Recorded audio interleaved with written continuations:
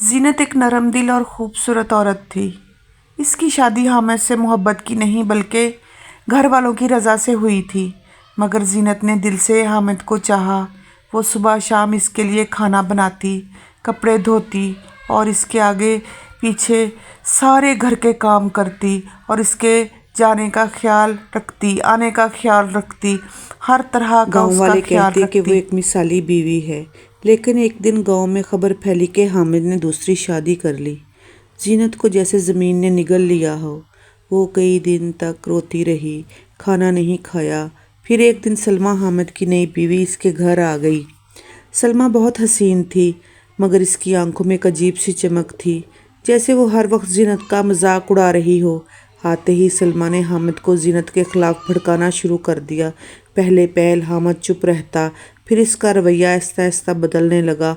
वो जीनत पर चीखता, कई बार रात को घर भी नहीं आता। जीनत ने एक रात सलमा को अपने कमरे में कुछ पढ़ते देखा। सलमा के हाथ में काला धागा था और वो सरगोशियों में कुछ पढ़ रही थी। जीनत ने इससे पूछा तो वो मुस्कुराकर बोली, अपने शौहर का दिल जीतने के लिए कुछ भी करना पड़ेगा जीनत बीबी। जीनत के दिल में खौफ बैठ गया। कुछ दिन बाद अजीब वाक़यात शुरू हो गए।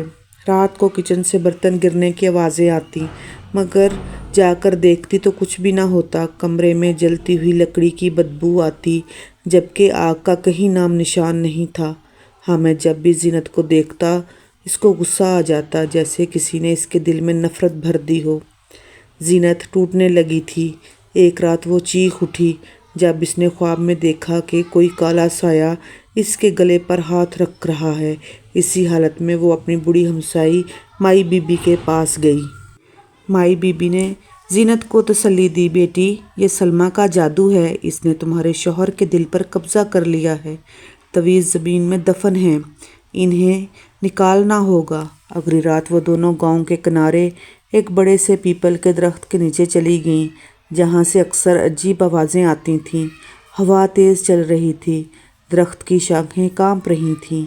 माई बीबी ने ज़मीन खोदी। वहाँ से 3 काले कपड़े निकले, जिन पर खून से कुछ लिखा हुआ था। जैसे ही वो तवीज़ बाहर आए, एक ज़ोरदार आंधी चली और पीपल के दरख्त से उल्लू चीखने लगे। जीनत के हाथ कांप गए, मगर माई बीबी ने हौसला दिया और तावीज़ को जला दिया। घर आकर कुछ देर सुकून रहा, मगर सलमा को ये बात पता चल गई। इसने मज़ीद सख्त जादू करवाया। इस बार जीनत के घर में वाकई अजीब चीज़ें होने लगीं। दीवारों पर हाथों के काले निशान उभरने लगे। रात को कोई दरवाजे पर ज़ोर ज़ोर से खटखटाता, मगर बाहर कोई ना होता। एक दिन जीनत ने देखा कि सलमा आईने में खड़ी है, मगर इसका अक्स आईने में उल्टा मुस्कुरा रहा है। जीनत ने फैसला किया कि अब वो सिर्फ अल्लाह से मदद मांगेगी। वो हर रात तहज्जुद में रोती, कुरान पाक की तिलावत करती। एक रात इसे ख्वाब में नूरानी चेहरे वाली एक औरत नज़र आई, जिसने कहा, जीनत, डर मत, हक का वक्त करीब है।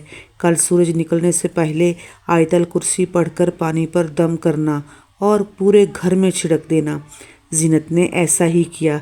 जैसे ही इसने पानी छिड़का, घर में ज़ोरदार चीखें सुनाई देने लगीं। सलमा अचानक बीमार पड़ गई। हामिद को भी लगना लगा कि जैसे इस पर से कोई पर्दा हट रहा है। इसने पहली बार सलमा के कमरे की तलाशी ली और वहाँ से नए तावीज़, जानवरों की हड्डियाँ और खून से भरी बोतलें निकलीं। हामिद का दिल दहल गया। कुछ दिन बाद सलमा गांव छोड़कर चली गई।